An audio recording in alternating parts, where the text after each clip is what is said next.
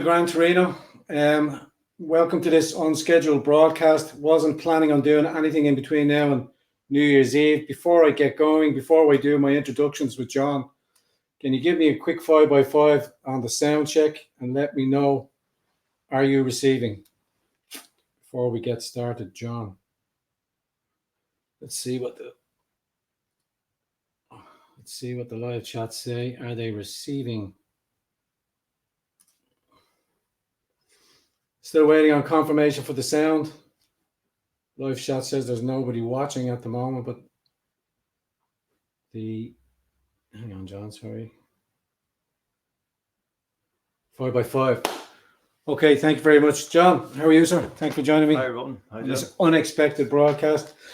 Today's a big hearty ho, and I thank you. I hope you had a wonderful Christmas celebration.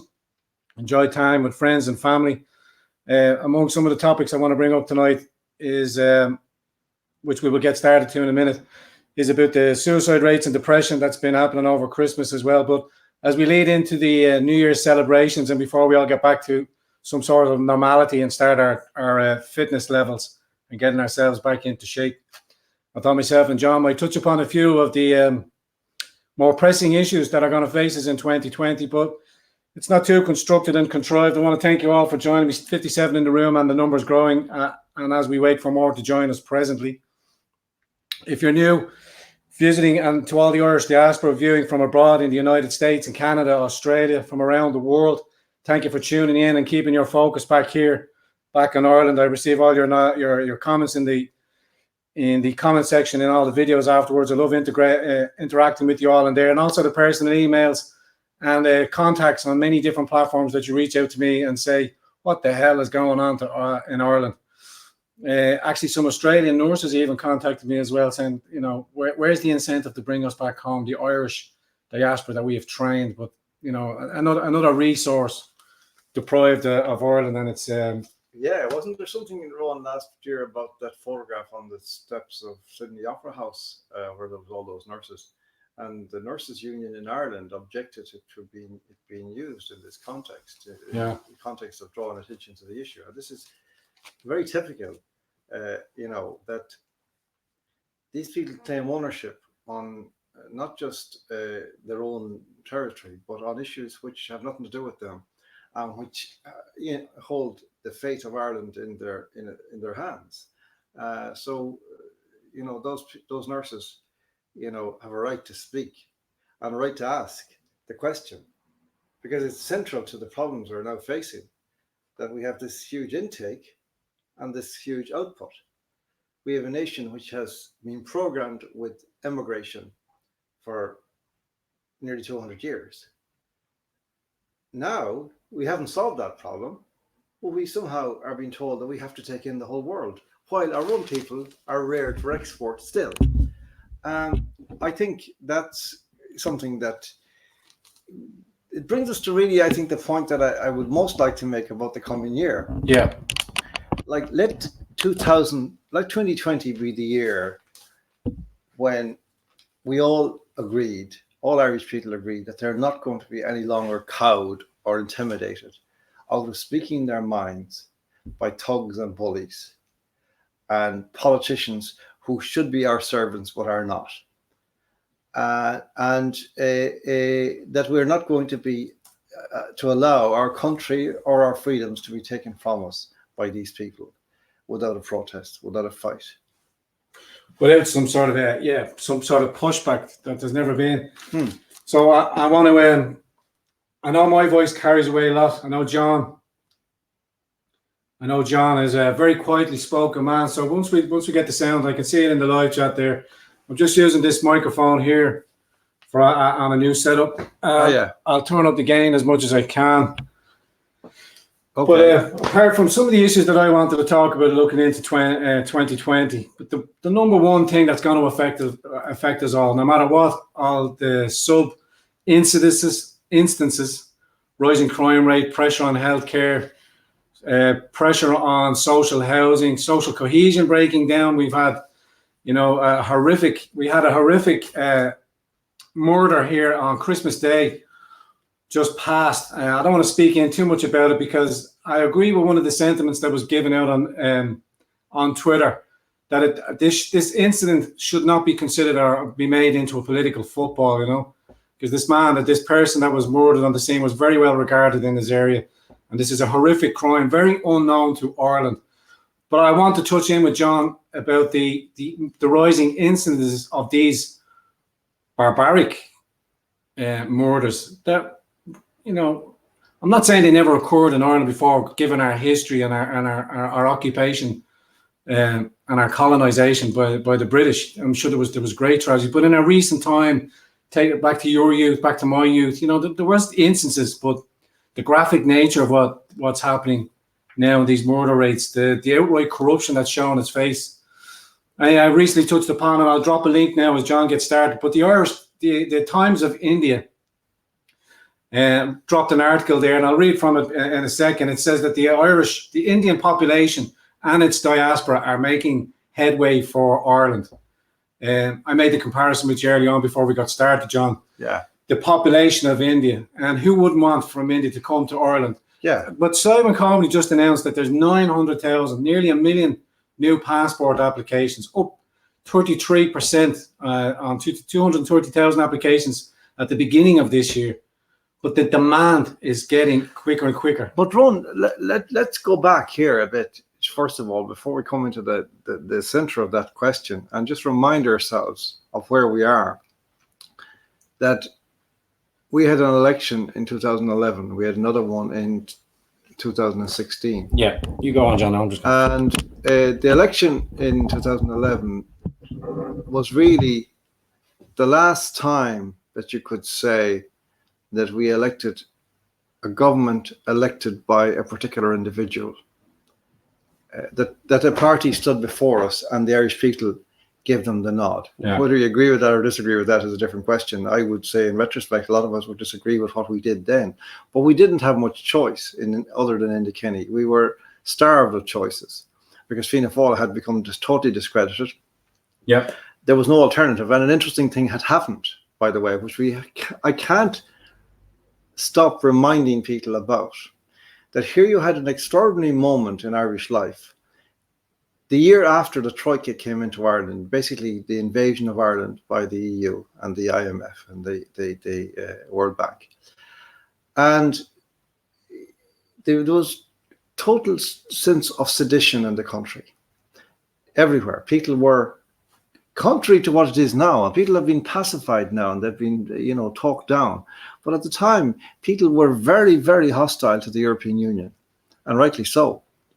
And would have been, had they known what was going to happen, I think they would have been a hell of a lot more hostile. Well, we were told the line that it's a trading bloc. It's a cooperation of nation states between each other.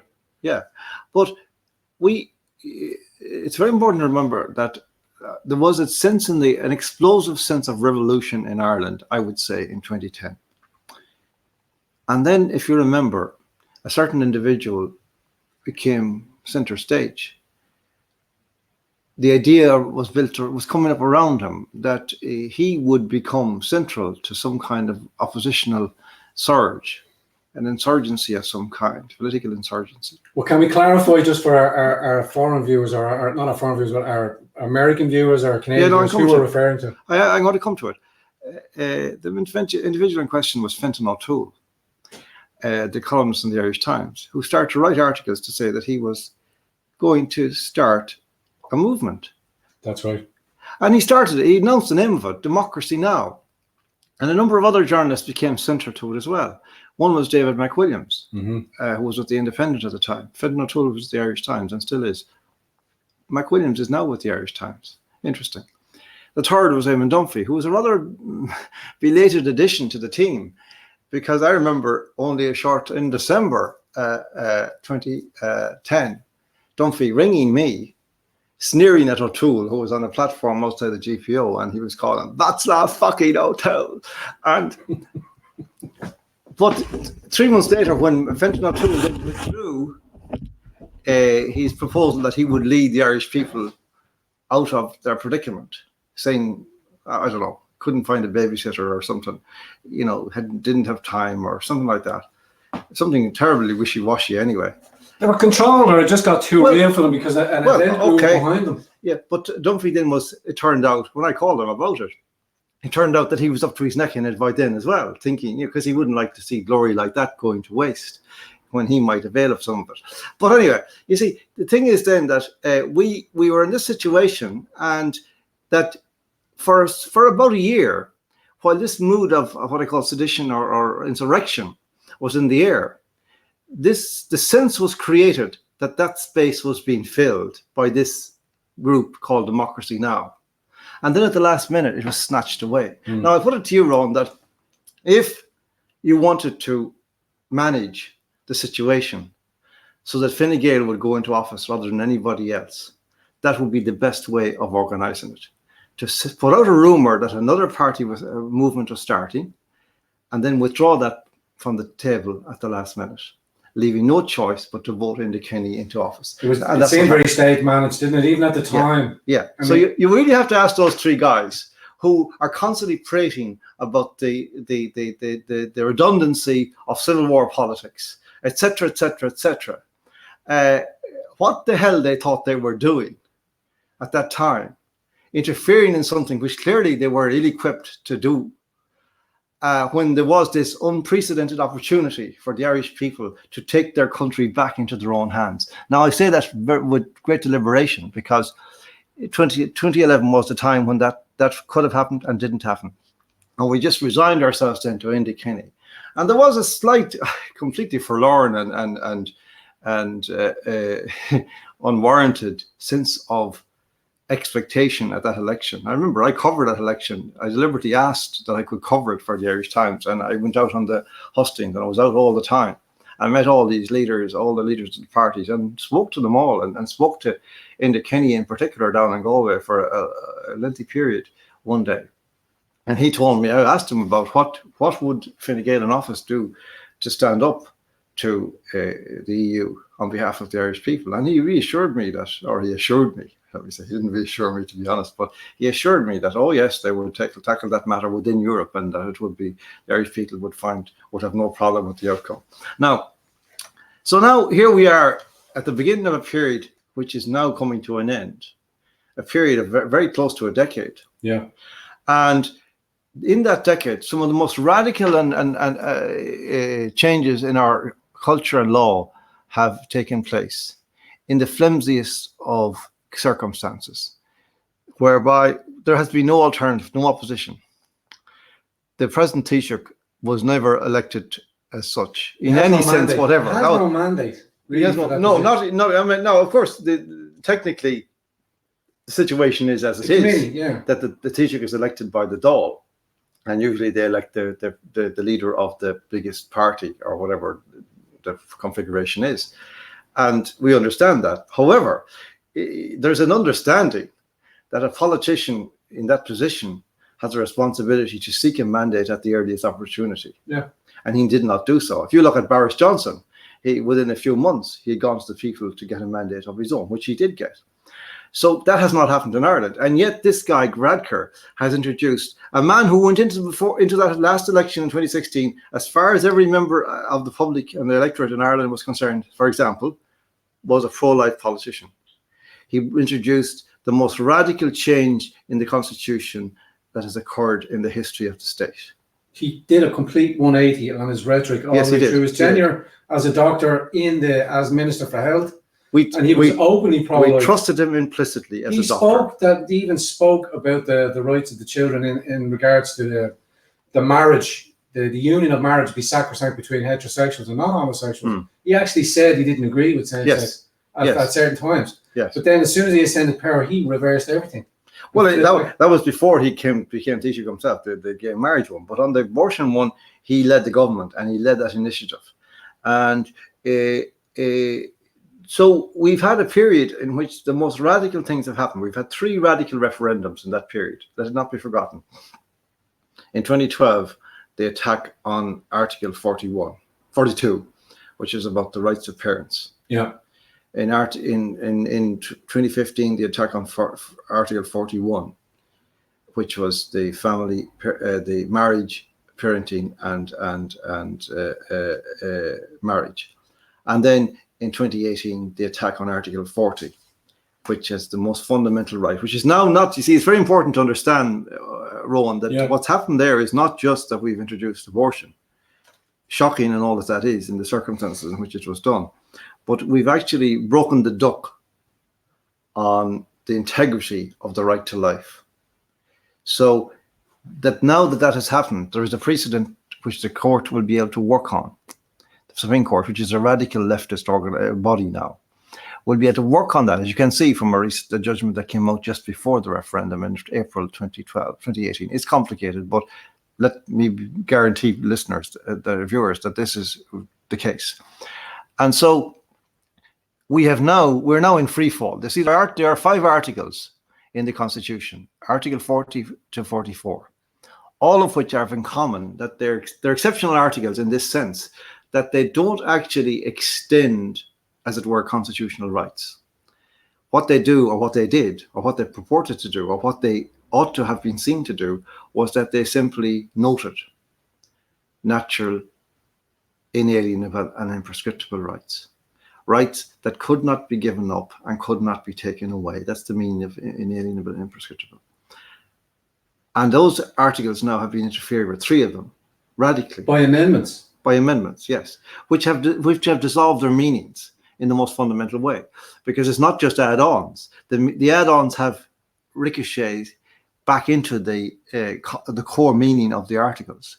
Because, for example, in relation to, say, gay marriage, I've said it in my book, the family is the fundamental unit group of natural and a fundamental unit group of society. Well, in the context that 2 men can become married and have a family, what does the word natural mean anymore? What does it mean? Well, we've had the crazy over the weekend there. We've had a female transitioning to a male who got pregnant, even though she was a male. The wife became the wife. Yeah, the wife became the man, right? And they inseminated and got the biological female who's trans and who identifies as a male. He became pregnant, or she became pregnant, because I will not use their pronouns. But the conflation of that family unit, it was all manufactured and designed, that should be given with all the resources that are attributed to that, with all the surgeries required to conflate that whole conflation of family. It was in the United States. And my point being is that the natural family doesn't require the natural procurement or to reproduce in children. What we have to look at here, Rowan, is what happens to what we might call the everyday person under assault from all that stuff. Because not only is that happening, but it appears to have the approval of various authorities, politicians, media, medical profession, very often legal profession. So, like, the ordinary person confronted with that thinks, what do they think? This sounds crazy. But everybody else is behaving normally. It's like that moment, that I always think, whenever I'm on an airplane and there's serious turbulence, what do? I look to the cabin crew. Are they looking panicked or not? And they never are, because they're trained. They never will be. They're trained professionals. Well, we have the same situation here. When you have something which is absolutely batshit crazy happening, and you're being told it by a newscaster, blah, blah, blah. Reading a script, reading the lines, following the narrative. You'd think then the problem must be with me. I'm out of line here. I'm out of touch. And you see, one of the things about it is that, you might have thought that these things would have been phased in, but that would have been a mistake, because their thinking is entirely different. They actually are aware that if you start to phase things in, you start with minor issues, minor aspects of things. And therefore, people have a better chance of getting pushback on those, because there's a sense that they're reasonable. If you go bald-headed for the most extreme thing straight away, what actually happens is that people are completely immobilized in the face of what to them just seems simply crazy. And so they kind of just back off. I can't deal with this. Disengage. So this is their tactic. Douglas Murray, who has written this book, a marvelous book called The Madness of Crowds, talks about it, and he talks about it expressly in relation to trans and the LGBT agenda. And he says the purpose of this agenda is to derange society. And the idea of that is that, deranging society is that we make people say things, and therefore make people believe things that they know to be wrong. So we kind of train them to say black is white. Yeah, the upside down clown word we call it. Watch yourself in the mirror saying that black is white. You're afraid, and that's why you're saying it. But you say it. And you think then, what do you think then? Well, I'm worthless. I'm a coward. I have no value. I have no reason. And if you do that to enough people, you demoralize an entire society very quickly. That's what they're doing. Let's just bear down a little bit on my persuasion of the global homo agenda. That this is just common parlance in social media presence. So don't get freaked out. Don't get freaked out a bit. And those of you tuning in, this is the first time. I'm just using common parlance. Chill, yeah. And it's not a homophobic reference or stuff like that. By the way, Rob, there's no such thing as homophobia. No, I know. You know, like if they want to meet homophobia, I promise you, they won't. They will run immediately. They wouldn't be standing shouting names at real homophobes. Be certain of that. So.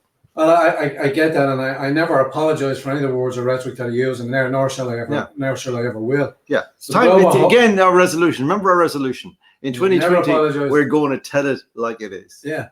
Never preface never apologize words by apologizing. Yeah. Never for your apologize. stance on anything. Nothing. Don't like it. That's tough. That said, you said there that the media class, our government, our politicians, the global homo agenda. The corporations have subsumed the left ideology, which used to provide or think about the workers' rights, and also socialist dogma, but then got subsumed then by racial identity politics, intersectionality. We keep throwing out that trope of cultural Marxism. It's a conflation of ideas. But I was watching Morgoth reviews with Keith Woods, and they had an interesting discussion. But Morgoth brought it up about the power of public relations, the PR machine. The constant advertisement of narrative through our just through our day-to-day marketing, the things that are marketed to us, but how they are projected to us in terms of messaging that they're sending out in kind of interrace relationships, the demigration of the white middle class male as being a buffoon and being simple enough that he can't control. These things are there to manipulate the ordinary Joe Soap in his day-to-day, who's disengaged from the papers, doesn't agree with the newspapers, but unbeknownst to themselves, walking around, they're constantly getting these reinforced messages of this is the way it is, or I'm not trying to get too narrow a point down with it, but there is an agenda. We were going to talk about the Catholic Church of that. Okay, well, let's stick for a moment with I'm not steering away from the big tech thing, because I think there's a few things that need to be said about this, because again, this has crept up on us, big tech, which is an interesting phrase, actually, the big tech. And maybe we should meditate a little bit on that phrase, because it's a kind of good description. It's woke capitalism. Well, that's the parlance, is it? Because most of these big corporations, they become woke, like Gillette. No, but I think these are only symptoms. Big tech is a close relative of Big Brother. Those big things, that's where that's where they kind of come from. Big Brother, it's Orwell. And now, you see, when you think about technology companies, when you think about social media companies, when you think about internet, you think about all that. You think obviously of technology. You think of the guys behind it being in the business of technology, of maybe communications in a certain sense as well. Technological communications, fine so far. That's fine. Now, it's got out of hand in a certain sense, even within that model, because of the size of monopolies. I mean, clearly that never ought to have been allowed to happen. But however, that's a much lesser problem than the one that emerges now, and this was obvious to us, actually, if we reflected on this, which is that the people behind these companies, there is no end to their ambition.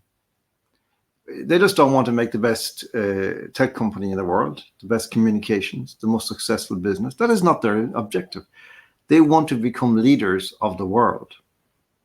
That's their objective. Now, and I mean that literally. I don't mean market leaders. I mean leaders of the world. You're talking to the converted here. You're preaching to the choir here. Bezos, the Amazon guy. I mean, that guy's crazy. He's completely bats. Like, he's talking about creating tunnels, pipes, that you're going to float in space, and he's going to move the human race out of the world up into these things. Yeah. And he's going to keep it as a kind of a wildlife park. The world will be a wildlife park. I'm not making this up. This is what he says. Now, he's just one nutter.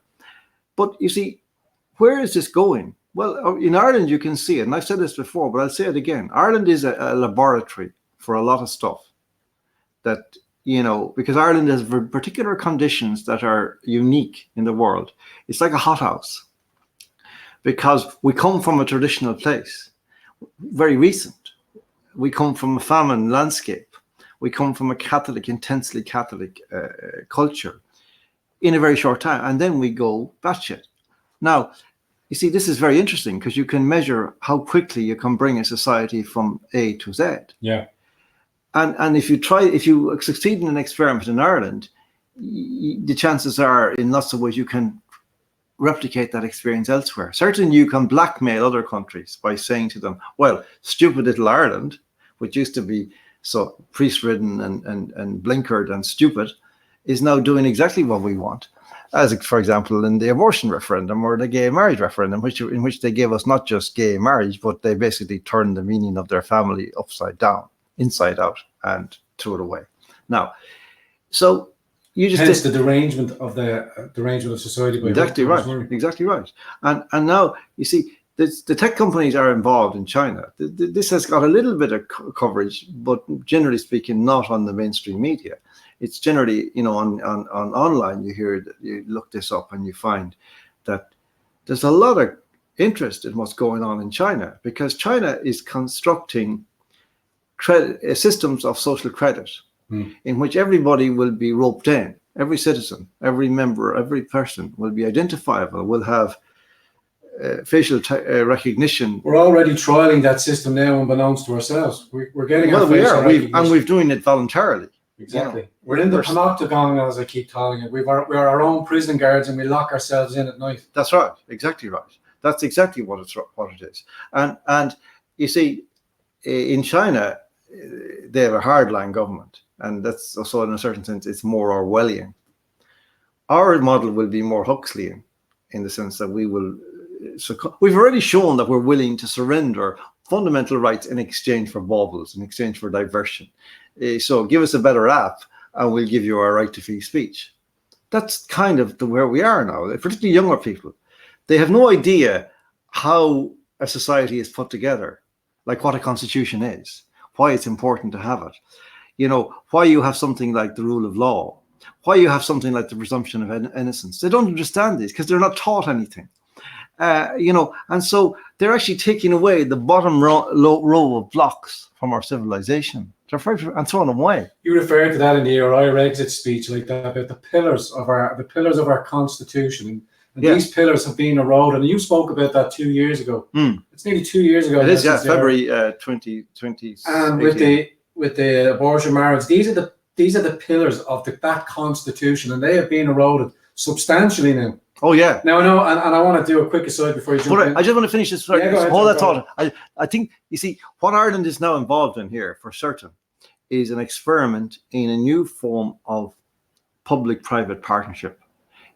In the very concept of government itself, that we are actually entering into coalitions, not with other parties. The parties have now merged into one, in effect, and they are now entering into coalitions with Google and Facebook, with the view to using big data in the future to control the citizens. This is how it will be a joint operation. This is what politicians will become. They will become handmaidens or maids of the big tech companies, and the big tech companies will know you inside out, better than you know yourself, better than I know myself, and this information will become readily available to politics, to politicians, to the state, who can then use it to control people and punish them if they stepped even this much out of line. Just a little cut in there. If you're a friend of a friend, relay the information and stuff like that. We're Dell and one of the bigger tech manufacturers here.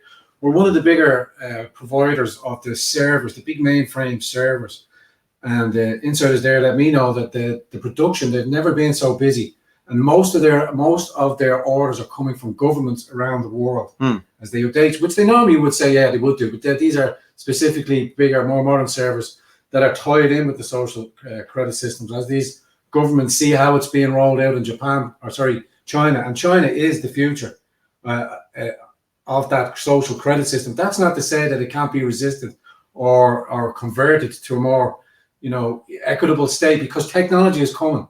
As much as we'd say, or some of our listeners would say they'd like to aspire to go back to the 80s or back to the bad road, we are in a globalist society. It's how we choose to use the controls of that globalist society. Well, now, you know that as nationalists. Yeah, but like the Marxist idea of the opium of the people, religion, and that was true in a sense. I mean, for certain it was true. Religion was a way of controlling people in the sense that it allowed people to transcend their difficulties by moving forever forward towards a destination that was implicit. Having an ideal beyond yourself. Yeah. As an individual, society should aspire to that. Yeah, and there was a certain amount of moral control, and particularly in Ireland, that was a big issue, and that's a very complex issue, which I've spoken about before. But it doesn't matter how often you speak about these things. People only, if you talk in any way positively of the concept of religion in Ireland, you will be attacked as a defender of the Catholic Church. Yeah. But however, that's kind of beside the point. We're now looking at a new form of, but without that control, without the control of religion and the churches, society is losing its reins, if you like. There is no reign. That the citizen is no longer contained by anything, and they are driven by their instincts and desires. And they're becoming, in a certain sense, you would say, crazier and more demanding and more potentially violent. And this is a huge problem for the state, because the state then needs to actually find a way of, and the only way that the state has is force, coercion. And that's where we're going. We're going from the opium of the people to state coercion of the citizen. It's the trajectory that we're heading on, I give you. But I notice, from my point of view and my perspective and my interactions in my circles, I feel there's a huge pushback coming back. I don't think the 25% that only or 26% of the electorate that do physically get up off their arses and vote. And I put that in context that only 20% of the population vote. So in essence, all of us are being ruled by 26%. So it's the 75% that I'm always trying to reach out and tap up. To engage in the process, because it's only that 25, those NGOs. Okay, I hope you're right, Rowan, and I think there's something in what you're saying. And in fact, in recent weeks, I've had reason to kind of notice things. Like, I've been ill, as you know, for a long time, for most of the last 2 years, actually. Since that Irish exit speech, I had an operation for cancer then, and the week after that. I campaigned during the referendum, but ill-advisedly. And then I got this terrible viral thing, which has wiped me out for the last year. Now, this meant that I wasn't able to go out down the country, and I didn't meet many people for the last year and a half. Since the referendum, say. So over a year and a half. Until this Christmas. And I went down home and I met some of my old friends and people. And I was astonished at the movement in those people compared to the last time I was talking to them. They're no longer sheep. They're wolves. This is and I'm just adding to your story, listening to other conversations. Millennial Woes and Keith Woods were in conversation, it was Garrod was last on with Millennial. You wouldn't be too familiar overly. If you'd be familiar with Garrod, but Millennial is a different character online. What were they discussing? What was I tying into there? Just the change from sheep to... Yeah. Garrod mentioned to it in his interactions in different protests that the more, and giving praise to Gemma as well, that even Gemma would do her mobile protests with 2 or 3 characters, but enough because of the streaming capabilities to draw attention on that. And more people have felt emboldened through all our combined efforts. People out there are aware of Gemma, and they're aware of you. And this is very important, because now they have a place to go to verify their own feelings and their own responses. Well, get their own information on what they're being fed about the ex-British Army Nazi that's over here. as a plan from around the world. Well, you see, but I was astonished that people and that I talked to people and they're telling me. I asked a friend of mine for many years, what is the general attitude? I said it's the levels of migration coming into this area now. And his attitude, he says, the attitude is, the response, he says, is this. And he went like,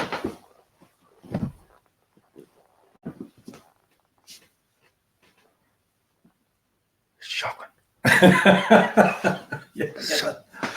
And he says, people are going crazy. Yeah. People are waking. They're saying, what the fuck is going on in our country? Yeah. Who is doing this? Yeah. Whose idea was this?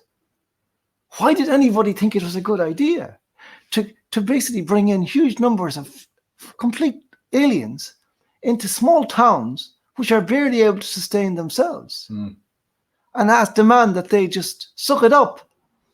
And if you speak out about it, we're going to introduce this wrong thing crime law that we're going to transplant from the United Kingdom, verboten. I used the German word there, verboten, more or less by the man that created one of the. But Drew Harris has transported that, the perception of offence, as we said, as it all turns around. If this goes unchallenged, yeah, well, I mean, you see this law in the proposal, this hate speech legislation. I mean, it is a proposal of tyranny. It is not a law brought in the interest of the people. It's the totalitarian inch. So I would say to people, you do not have any moral responsibility to obey a law like that, and I certainly won't be obeying. I certainly won't be. That law would destroy our country forever, and we won't. If we agree to that, then we're basically giving our country away. Regardless of your political ideology or bent, whether you're left, right, up, down, inside out, black, white, pink, you should be able to. We always espouse the right. I don't agree with what you're saying, but I defend your right to do it. Get off your fucking arse and get out and join a free speech protest and show up in numbers, because you were feared away from the Pegida incident that happened back in the day with physical attacks. Now you're being threatened with milkshaking. But the more, and back to John's point, the more people gather, as we did at the last free speech event, and the same familiar faces. Well, yeah, we got it in numbers, but the point being that Garrod made is that we matched 13, 14 million of NGOs for numbers, and that's only going to grow, and I'm encouraging that. As a little sidebar, there's a free speech event happening down in Cork.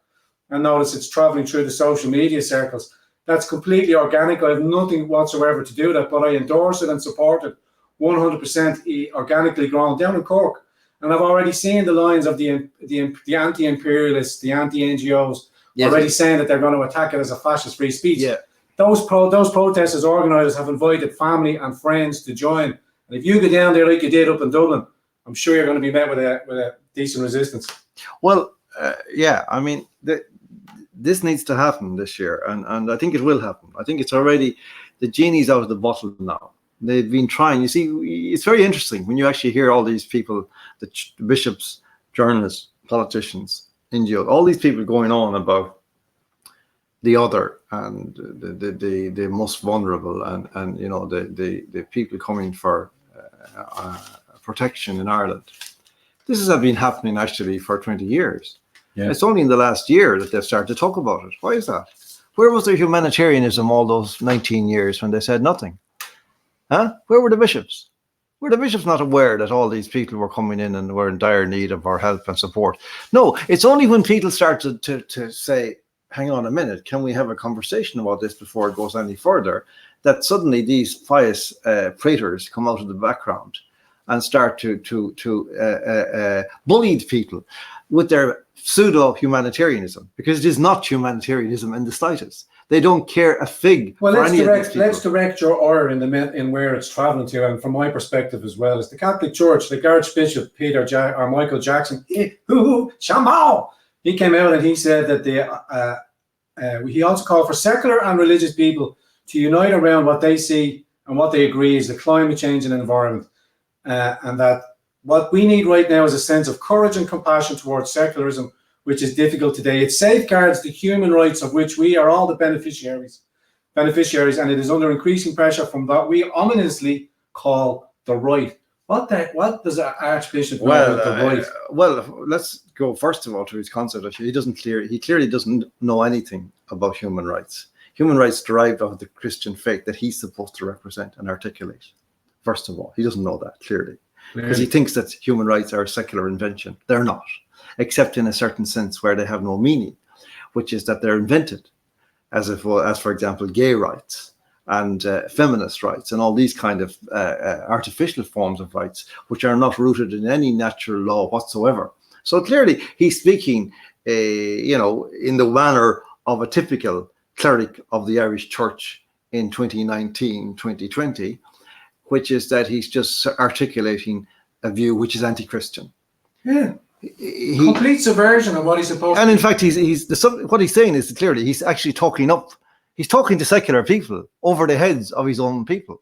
The new secular, he's more anti-blasphemy laws that we have now, and we have the new secularist religion. Let's just call these guys are more interested in appealing to the Irish Times and getting a good mention in the Irish Times than they are in doing virtue. Virtue in this. No, that's the first thing. The second thing is that, I'm not normally somebody who draws attention to the clerical status of priests, because in the context of family and sexuality and so on, I don't hold to the view that is widely held that they shouldn't be speaking about these things, since they're not supposed to have any sexual or family life themselves. I don't hold to that view because, in fact, as confessors, they have access to a hell of a lot of understandings of family strife, family difficulties, the difficulties that people face in their families. I'm going to disagree with you. Well, no, forget that.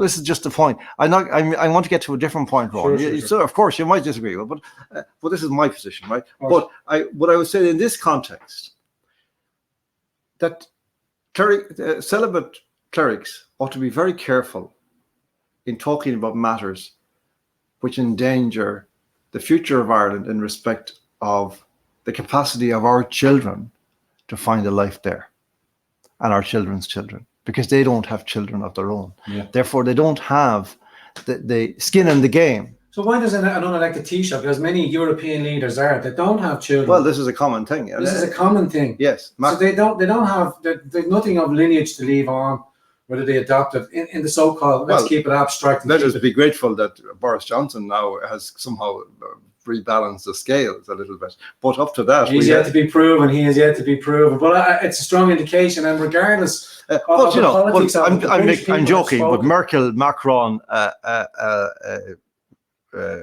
Theresa May when she was Radker, etc., this is the serious question, and it's very interesting that when you go back to, I remember there was another female politician at the time in the UK who was running. I forget her name now, but she was running against May and others in the early stages of the leadership election that May was elected in, and she raised this question, and she was driven out of the contest for actually daring to suggest that actually having a child or children was a necessary qualification for a leader. Well, I think never were it so vital that the people leading Europe and the Western world be themselves parents, because that's the core problem, that so many people do not have children and do not therefore envisage or transcend their own immediate whims, desires and instincts in the present moment in order to look at and imagine what kind of future that we would be creating if we continue on our present path.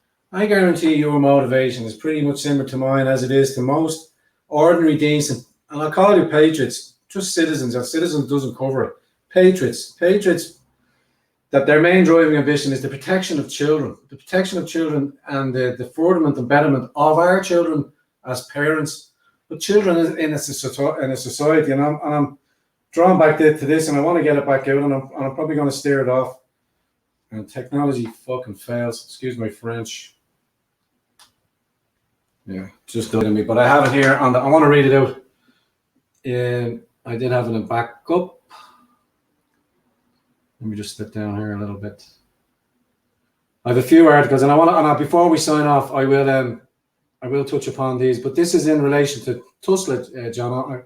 I can't speak. I can't get the article. I might speak on it. Here it is. Here. Tulsa admits failures after children repeatedly raped in state care. I had a whole list of talking points, but as per normal, myself and John, we let the conversation flow. But this was in relation. My talking point and my direction for steering the narrative was in with immigration or mass migration or whatever you want to call it as our number one priority after defending free speech is the control of immigration, because the trends, repetitive trends throughout Europe, as the surge of migration carries through Europe, and these constant trends are either rising crime. Yeah, well, like just remind ourselves. You like India now being raised as another possibility. India, 1.3 billion. That's the same population as Africa. If they decide that they want to come to Ireland, we're in the biggest trouble. We've no control over that as it stands. They have every right to come here, whether they're in or not. Well, they'll get PPS numbers. They're being instructed how to subvert the system to get here. Yeah, but you see, the problem, which is part of my talking points. One of the problems we have here, Rowan, is that we're next to the United Kingdom, which, you know, is the home territory of the British Empire, which for many years, marauded all over the planet, colonizing and enslaving various categories of human being, including the Irish. And now, because of our proximity to the United Kingdom, their former colonial subjects are deciding that they might head in that direction. But unfortunately, some of them are missing their target, and they're ending up in Ireland. And we need to remind people and the world that we are not Britain, and that we do not have any debt to any country in the world in terms of a colonial history and imperial history. We have no debt whatsoever. Even if that, and I'm not saying that the debt issue is cut and dried. I don't think that that's true. I don't think that the United Kingdom or that England or Britain can actually deal with the problem of its history on those terms, or any country, because if you actually go down that route, you're basically signing the death warrant of your own people. And and I don't think that anybody wishes that on any people. So to go back to the bishops again, I say this: these guys, all they're doing is, I'll tell you what the bishops are doing. They're currying favor with the liberal media because they want to absolve themselves from responsibility or from criticism for the history of the church in Ireland in relation to many things, including sex abuse, institutional abuse, and so on. And this is their way of doing it. Sell the country down the river. They don't care. They won't be around to see it. Well, leaving aside all the other arguments that we could go into, and we have gone into, I'll give them a theological argument, or a source of a theological argument. I suggest that they read Cardinal Sarah's last book. Cardinal Sarah, I'm very fond of him. Yeah, and Cardinal Sarah is a black African cardinal, and he says categorically that mass migration is a great evil, and that it will result in the destruction not just of Europe, but also of Africa. And he talks about the dangers arising. He comes from Guinea, which is a majority Muslim country. And he says we should be in no doubt whatsoever about the threat represented by Islamization in Europe. And he says that if we do that, we're inviting a cultural, demographic, and anthropological catastrophe. Now, I would suggest that any sane person would be far better off Googling Cardinal Sarah mass migration than reading any gibberish spoken by any Irish bishop. Well, I hope, and I mean that in the best possible way. I hope in the next council election of popes that he gets a serious look in, because our globalist pope now, and I don't speak ill of him or anything like that. What we spoke earlier on about that ain't going to happen. We have many more dark nights to go through with this before a turnaround. No, this chap and the guy that he will ensure will follow him. We are into the homofication of the Catholic Church, big time. The homo heresy. Father Darius Oko, a great Polish priest, has called it. And that is this is the agenda we're now in the midst of. That's what's happening. I get that. I want to jump away from the church when I want to get back to the state. Yeah. And I want to talk about the archbishops of that diaspora, the politicians, our Charlie Flanagans, our David Stantons, these people, I read from another article as well, just recently came out from the Irish Times in regards to our friends up on Achill Island. And this came out 19 hours ago. Another slight, unnecessarily, the Irish Times takes a jab at the people of Ireland, saying that state papers recently uncovered said a holiday group back in 1964, this was, were told that they were not welcome at Achill. And I mean, given what's just happened, for them to just come out with this was they're pathetic. They're pathetic people. Coming out with this to say that a group of British backpackers holidays, supposedly British Army, but in 1964 they were thrown away by Achill through protest. Give me a break. Give me a break. Give me a break. Like, just the Irish Times is completely redundant, ridiculous, nonsensical newspaper now. I believe that it has only a matter of months to live as a newspaper. That it will. They all do. Yeah, and that's a good thing. And may that be hastened forward as quickly as possible. And may we get rid of this absolute scourge of our culture as soon as possible. They go into Charlie Flanagan. Charlie Flanagan I saw a clip from an interview he gave on RTE where he was talking about mass immigration and direct provision. And he used a very interesting phrase. I don't remember the precise context of what particular area he was talking about. I think he was talking about Ballamore and Oughterard and these places in general. And he says, we have no choice. Well, that's a very interesting church, because the first question that hits me there is, well, who is we? Yeah. I have a choice. I'm an Irish person. This is my country. I have a choice. If I were Taoiseach, I would have a choice. And Ireland would have a choice. You have no choice because you have sold your soul, Charlie, to those people who are out to destroy Ireland. So, but that is no responsibility of mine.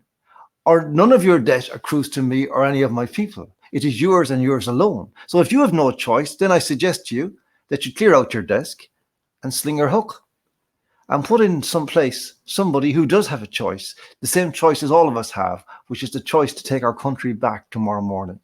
We've not only a huge task, and some would say insurmountable, but I would not say nothing is impossible. We never bow down to pessimism and optimism, but there is a huge mountain to climb. But I believe if enough of us get together and talk amongst our inner circles, these conversations are already happening. Most of my friends are still in the building game, carpenters, plumbers, traders. They see the impact happening on their lives, to their wages. They're being in competition now with more and more people that are just coming here willy-nilly and competing in numbers. We spoke about that time and time again. But I can't. Well, you see, the Irish Times is germane to this. I mean, I was talking to a friend of mine yesterday, and he came up with a very interesting thought, which I hadn't thought about before. He says, have you ever thought about the phrase press corps? Yeah. It's a military phrase. Never was that in relation to war correspondents, though? But we still use it. And we kind of trot it out. We've trotted it out for years without thinking about it. But now we can see a meaning. That the press is essentially the military, the propaganda wing of the government. That's what the Irish Times is. Like, there's this digging back, 50 years ago to find some ammunition against the people of Achill, who are decent, hard-working people that the Irish Times wouldn't know the meaning of the word hard work. Or, it's the furthest thing from the lives of those parasites in there. Like, you see, this is the thing, like, that we're now facing a situation where we have a rogue press. Now, we're not alone in that. There is a rogue press in the United Kingdom and a rogue press in America and in other places, but in those three places in particular. In the United Kingdom and in America, for the last 3.5 years, the media, the press in general, have been seeking to reverse a democratic wish of the people in each of those countries. In the case of the United Kingdom, Brexit, and the case of America, President Trump. And what's emerging from particularly the American one, in the context of, this is really, insidious and extraordinary. That, it's a complicated thing, what's happening. There's a lot of personnel involved, but to simplify it, what's actually happened in America is that a dirty tricks campaign that initiated by the Hillary Clinton campaign, became aided and abetted by the CIA and the FBI sought, first of all, to undermine the candidacy of Donald Trump and subsequently to undermine his presidency, using fraudulent methods, lies, false warrants, you name it. A coup. People haven't heard. I got to listen. It was a soft coup. It was an attempt to take down a sitting president, and undemocratically to reverse the will of the people. But our media, as you say, and you're going to say it as well, I know, but our media they won't even cover this. They covered the impeachment trials like they were the rule of law. And now Nancy Pelosi won't submit the articles. Shows a mockery that they knew that they don't have any charges. Yeah, well, again, where I measure this is on the front line of my own acquaintances and friends and in the streets. And I have to say, after that, there the picture is dismal. People, I'm talking now not just, but I mean of people I know, young people who are like journalists, for example, and I talk to them about Donald Trump. They are hysterical in the wrong way. Really? You know, they're hysterical because they think he's stupid. They don't like his hair, whatever, the usual nonsense that has been going back to the beginning. They don't know, which I tell them, that Donald Trump is not stupid, because you don't get to be president of the United States and be stupid. But secondly, the way he got to be president of the United States, by identifying no more than a dozen states that he could win and win the presidency, while everybody else was looking off the ball. Yeah. And did that. Is a phenomenal achievement. You had a lot of help there from Kellyanne Conway and Corey Lewandowski. Oh yeah, I know he did, but he had the instinct, and also he had the relationship. He was the personality who you know, very few people could be put out to front up an idea like that. Yeah, yeah. And he did, because he had the experience of working on his own building sites, walking in, going to the crane driver, having a chat, going to the plasterers, going to the block layers, going to the guys down in the foundations, asking them, how are you doing that? What's going on? He developed those relationships. And, you know, it's very interesting if you look at now, the correlation of that, President Trump, who is he most beloved of now in America? The army, the military. They absolutely adore him. More and more black conservatives turning over and realizing the shit show that is the Democratic Party. So I tell them these things. I also say this to them, to people. And I say, do realize that if Donald Trump had any other name and he had the record he has, he would be fated as perhaps certainly the best president since Ronald Reagan. And that's a little bit controversial in the sense that Reagan wasn't recognized as a great president. You know, it was afterwards that the payoff for Reagan's presidency came through, you know, the fall of the Berlin Wall and all the rest of it. It's now happening. Trump, the economy is its highest, employment is highest ever. You know, he's tamed North Korea, he's tamed China, he's tamed Russia. He's pulling out of wars. He's deconstructing Afghanistan. It's unbelievable, Ron. It's unbelievable. Not a mention of it. No, the achievements. But people have the contrary view. People are still talking about his hair. Programming. It's unbelievable. And this is absolutely dismaying. But so that they still think, and intelligent people I'm talking about, people who read the media, people, well, that's not necessarily an intelligent symptom, but, you know, like they know stuff. And they still think that there's something, there's something in that Ukraine thing. I said, no, there's nothing. Okay, there is something actually, and it affects the Bidens. There's something that is going to show the Bidens and the Democratic Party in the darkest possible light.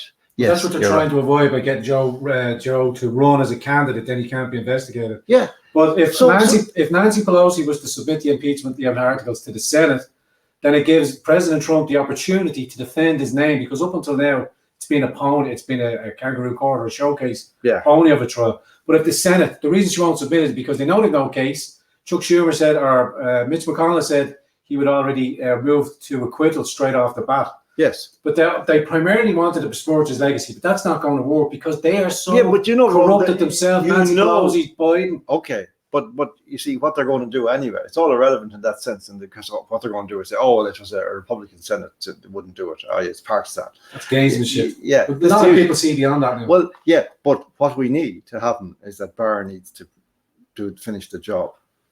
And they report on the FBI and CIA investigation. We keep saying about John Durham, Big Bull Durham. His is the investigation. We've had IG Horowitz, and I don't want to ponder too long in the American situation. No, it's too complex for people. No, because people want to fan. And also, they're not. This is stuff they're not hearing, and they should be hearing. They're not hearing it, but essentially, IG Horowitz, which is the internal police for the running of government, investigates itself, and it came out as a pretty benign thing. Comey said that his predication was right, and there was instance to start the investigation. But the Inspector General works under the rules of provision. He can only work on the information that's garnered from the machinations of the government system. So he takes the emails, the text mails, and conflates that story. John Durham's is a criminal investigation. He's open to many different timelines, and they're traveling to Russia, UK, Italy to collate a whole garner of information. And they say that there will be criminal prosecutions from his investigation. Well, there needs to be. I mean, it's becoming increasingly clear, as I understand it, that the FBI wrote the Steele dossier. Yeah, so it was Clinton.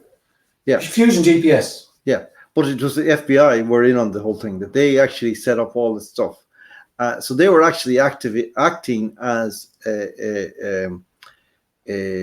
agents of Hillary Clinton, who was a candidate in the 2016 presidential election. The FBI and the CIA were her agents in that. Hillary Clinton paid for the Steele dossier, which Steele got BuzzFeed to drop it in the news cycle.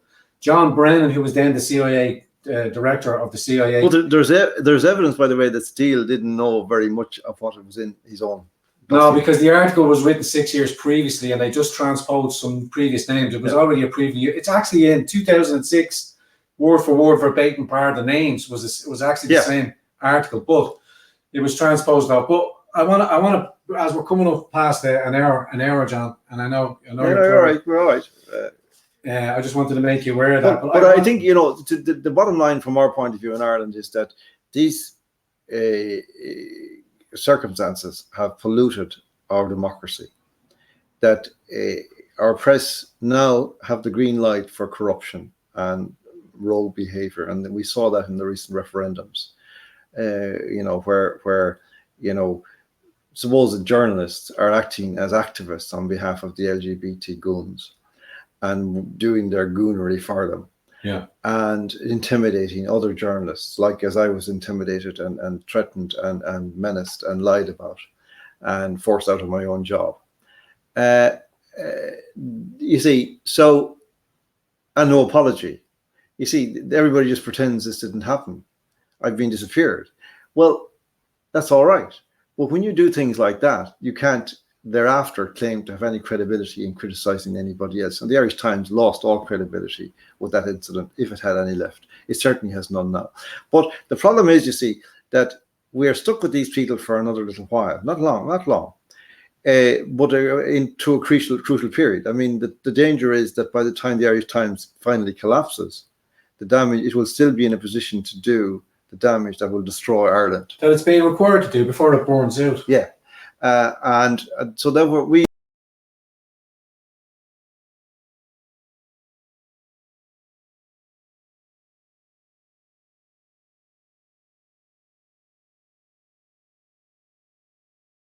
corruption of NGOs, the corruption of the church, the bullying of the church. Look, frankly, Ron, the church is now redundant in Ireland. As far as I'm concerned, and I think as far as any right-thinking person is concerned, the church has shot its bolt in Ireland. We need a new church. We need an entirely new personnel. I mean, these people are a disgrace. Like in the referendum that last year, they were just cowardly. They wouldn't come out. They wouldn't speak. They wouldn't say anything. They were hiding in the shadows. And then when some of us went out, what happened? Well, I remember an incident. I don't know if I mentioned to you before, but I was speaking in Limerick one Sunday at several masses. And I was doing that because I was asked by the priest to do it. I didn't push myself into the situation. I didn't ask to be given a platform. I went down there pro bono and I did it. And the priest said to me the night before, he said, we've decided that the homily, that's the position I'd be talking in, this is the context I'd be talking, should be after communion. And I said, well, why is that, Father? And he said, well, to give people an opportunity to walk out if they feel, that's what they need, to do. Oh, very tolerant of us, isn't it? Very tolerant of us that we're thinking about people insulting Christ by walking out of his church. Huh? Isn't it extraordinary, the tolerance of our... Why do they espouse that we must turn the cheek all the time, or that we must roll over? I mean, I took that quote. What did I say? I'll tell you something. If it had been Jesus, he'd have had the whip here. He had the sword and the goblet, and they would have made haste from the church. But no, that on regards to the tolerance, and I wrote it down because and tolerance and apathy are the last virtues of a dying society. Yeah. Aristotle. My reply or my retort is, I'm tired of being tolerant. I'm tired of being tolerant of intolerance. Yeah. And I'm no longer apathetic to the plight of the Irish nation. You know, why do I have to put up with other people's intolerance? Let me say definitively, the only intolerance, the only hate I've encountered in the last 10 years in Ireland comes from scummy journalists, LGBT self-loathing journalists, LGBT thugs, feminists, abortionists. These categories of people, they're the people with the hate. Nobody that in my sight, on our side of any argument, has expressed themselves hatefully. Now, what happened then in Limerick was very interesting. I spoke, and I had a habit of using a particular image when I spoke, which is to say that what we were about to do in the referendum was something unprecedented in human history, which was that we were voting as a people, almost in the way of Christians and lions. I said, this never happened before in human civilization. Not even the Nazis did it. And a woman, I gather, walked out. Now, there were several people that walked out, but the priest afterwards assured me that they were all people with chickens in the oven at home.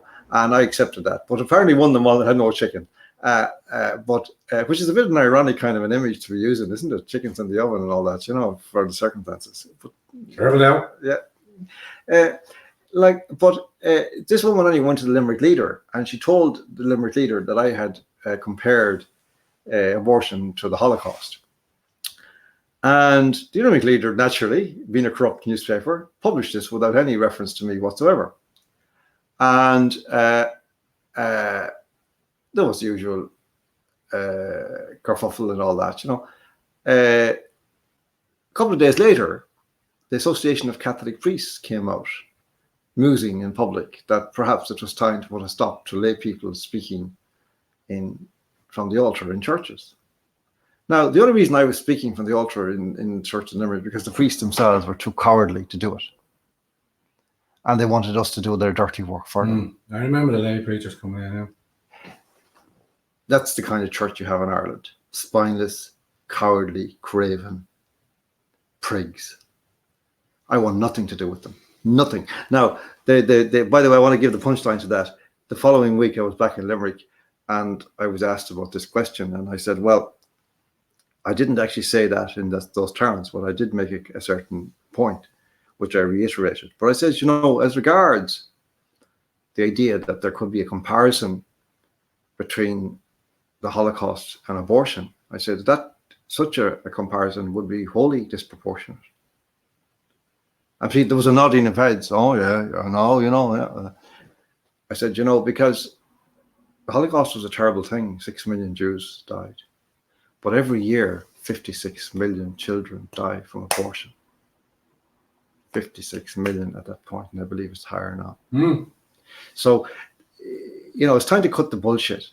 It's time to stop being bullied by these scum. You know, they're everywhere. I was the other day actually up in Glasgow. There's a bakery myself and my wife go to for a cup of coffee and a bun in the morning. So we're out for a walk, and we were coming out, and there was a youngish, middle-aged woman coming in, you know. And you know the way everybody, when you hear somebody talking now, you think they're on the phone to somebody, you know, and she was saying something like 64.5%. And of course, I'm half deaf now. I can't hear into the side, so I didn't really add it all up. So I just and Rita said to me, "Didn't you hear what she said?" And I said, "What? 64, whatever." I can't remember the exact percentage in the referendum. I said, "Oh, really? Yeah." So, as it happens, Rita had got the wrong drink, so we had to go back. And we walked in and immediately sort of gone, coward. You see? Gone. Now, of course, I wasn't, that kind of, the French have a saying, I don't know what they call it, the thought you have on the stairs, that, I forget what it's called, what it is. But I had that one of those moments, and I was talking to a friend, and he says, yeah, you missed it. She said, 64.5? Is that your IQ? Shabby boom! And that's about it, because that's the level that we're talking about. That these people now who are dictating to us how our country should be run, the moral structure of our country, the future of our country, are people who have no children, who have no skin in the game, and who have no intelligence whatsoever. And it's time we decided that we have to either decide whether are we afraid of them more than we are afraid of a country in which our country is destroyed, of a future in which our country is destroyed. I do enjoy and I'm sure our live stream audience are the same. I do enjoy our chats and our conversations, and hopefully going for 2020 and hopefully, God willing, we'll get through a lot more. It's so important, Rowan. It's important. Again, I say it. The most important thing. We're not just batting the breeze here. What we're doing, very clearly, be very clear. What you're doing, what we're doing, is that we're speaking in public, so as to encourage others to do the same. Exactly. That there's no you won't die from speech. You won't die from free speech. Nobody dies from free speech. People die from the absence of free speech. That's when they start to die. I was going to touch in with Tracy O'Mahony's Twitter feed that was going on earlier on. She's being attacked. Tracy's a barrister from Galway. Neil O'Mahony's. She organised the protest. She organised the free speech event, and she organised apolitical. She's not left or right. She doesn't describe to be. She understands the inherent threat that hate speech, wrong think, and I'm not saying we got it. I won't use the words that they want you to push out hate speech. It's wrong think. It's thought crime. That's all it is. Don't hate just reinforces and plants it into everybody's consciousness for it to be used. But it's wrong think or it's thought crime or whatever you want to do. Yeah. But she came in everything, but she's able to defend her position. She has already that they've gone through the usual tactics that they've done with me, they've done with you to speak out. They've attacked her job. Certain individuals that she's named in her Twitter feed at Tracy O'Mahony 01 have rang up and contacted her job and done that. You took the logos, you took the arrows for logos way back in the day when you spoke out about fathers' rights. And I know there's been many advocates that have taken arrows along the way, and I mean them metaphorically, the slights. Not always metaphorically. But, and we've all suffered personally for this, but as more and more of us speak out, and I mentioned Tracy because Tracy will defend her position or the hate speech. Oh, fair play. And I mean, what's very important, Tracy and I wouldn't agree about everything. Why should we? But, she's somebody who has the bottle, the gumption and the courage to stand up and fight for something she believes in, that is to the betterment of the good of this country. Like, that is a great thing. And we should support her and welcome. And she is very well supported. But Tracy speaking out encourages more and more to speak out. I want to round off because we're bordering into 1:15, and I want to spend 5 minutes with the live chat. But we were supposed to be speaking about 2020 going forward, and I was expecting things to be a little bit more spicier than fun. Specifically, what I wanted to talk about and moving back on immigration stuff for that. But I may keep that for myself for another stream. I'm just talking about the insertion of foreign nationals in our public sector positions and stuff like that. But I'll speak on them personally from my perspective, and I wouldn't want them for my personal thinkings to be. You see, there's a very important distinction to be made. There's something. It's death by association. Yeah, but there are two things. One is the way that mass migration is being sold. It's being sold on humanitarian grounds. Yeah. That isn't what it is, as you can see from the other stuff, which is that it is a reconstruction of the entire culture. Yeah. They're balkanizing Ireland. We're being balkanized. But they're removing the connection between Irishness and Ireland. Ireland will then become, in Thomas Davis's prediction, a sandbank on which we all sort of walk about without any particular distinction or any particular connection. We're just here by coincidence, by happenstance, moving about each other, engaging in economic and other transactions. That's what they want. We have to resist that with every fiber of our being. to pay homage and to pay respect to the men who laid down their lives back 100 years ago, not only 100 years ago, who knew the importance of that, not only to be made, not to be made the martyr, but to give their life. They were prepared from the very instance of what they did. They knew they were putting their lives at jeopardy. All we have to do at this modern technological age is turn out and show up on the streets and encourage your friends and family. Your job as citizen patriots is to go, and as I've said from the start, 10 for 10. For every one of you that's prepared to turn out, you have to encourage 10 of your friends to come along. And don't be scared of these spell words they use, racist and all those things. Just ask yourself the question whenever you're kind of hesitant on the basis of such an accusation: who is calling me that? Are they a worthwhile person? The chances are they're not. State actors invariably, and then they're useful fools on Twitter with their trolls accounts. They're the lowest forms of life that can be found. They're traitors, and they're walking around amongst us. Yeah. But pretty soon there'll come a time when they won't. They're viable for very little. Oh, yeah. You know, so, you know, just if you're going to let that stop you from defending your country, then we're in a really sad place. But I don't think most people, if they think about it like that, will actually care what these people think of them. I mean, you know, just forget them. You know, these people are most of them are drugged up to their eyeballs. They're deeply dysfunctional individuals. They're actually psychotic in many instances.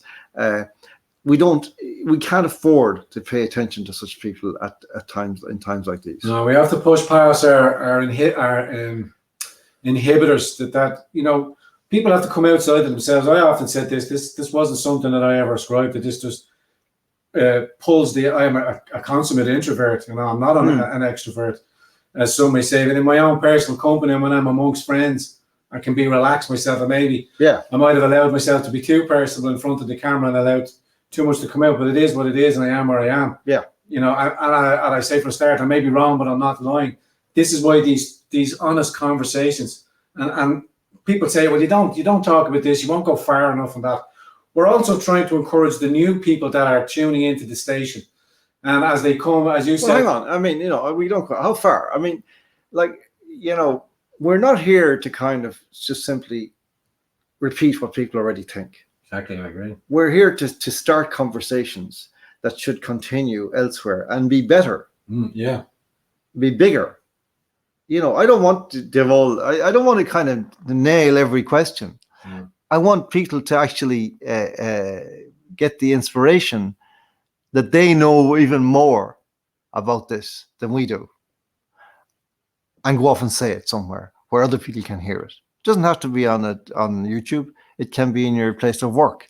It can be in your family sitting room, because that's where these are the places where this word is going to kind of spread from. There's where big. I mean, in my circle and my friends, when they talk, there's so much tension in different family. People are split. That's going to happen because the TDS is strong in America. The CDS, the Croft derangement syndrome, or the Gemma O'Doherty, or the John Moore's derangement syndrome is strong. Because of the personalities involved, they won't look at the subject matter or the context of the conversation. They just attack the individual to assuage, or say that's just pure race. I mean, you look at yours and mine. You Google my name, all of a sudden, whatever it is, there's my job opportunities or my job prospects for the future. What HR manager or any sort of situation is there? Who did you say your name was again? Ron Croft.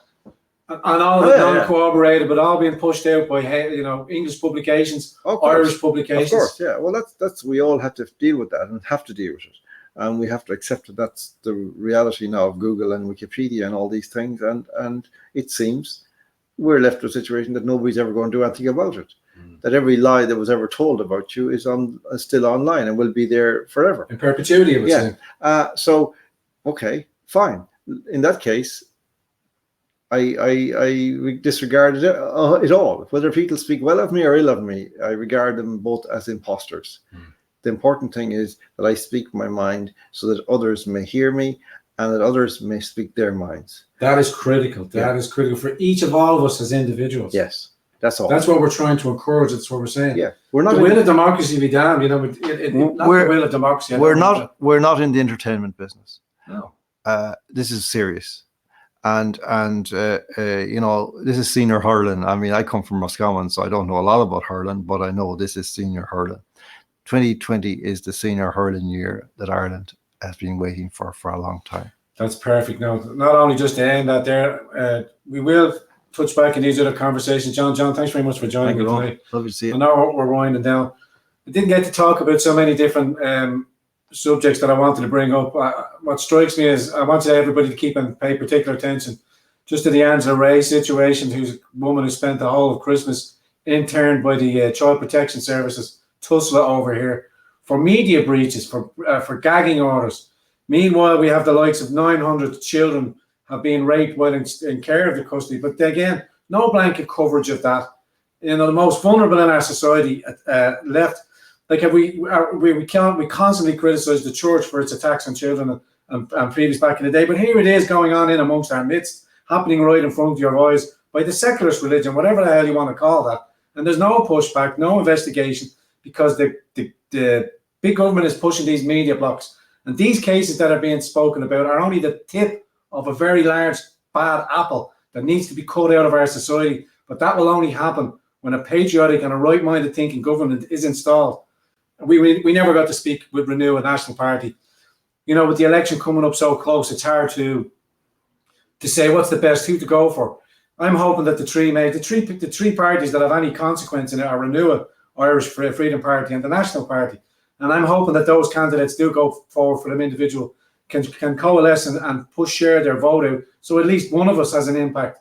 Because like the Verona Murphys or the Noel Grealishes, we can't depend on them who are just dipping their toe in the well to see what kind of a feedback they get. We need actual patriots in this election. There's no chance we're going to be a political party. Let's be realistic. Let's do our best to get some recognition, or to get Renewal back in, or get the National Party in power, or get IFP in power. At least we know they're coming from three different trajectories, but they're heading the same ship. They want to reverse this course of globalism and steer us back on traditional values and bring us back to some sort of normalcy and stop the water leak we ship with this constant flow of mass migration, which is balkanising Ireland and which will be the destruction of this Irish nation. If what I say is the 80%, the sleeping giant, we have to wake up the sleeping giant. That's our problem. Sorry for ranting. Okay. John, God bless. I'm going to sign off there. God bless you, Ron. See you soon again. We'll see you again on the next episode of the Grand Torino. Sorry, I was on the box, John.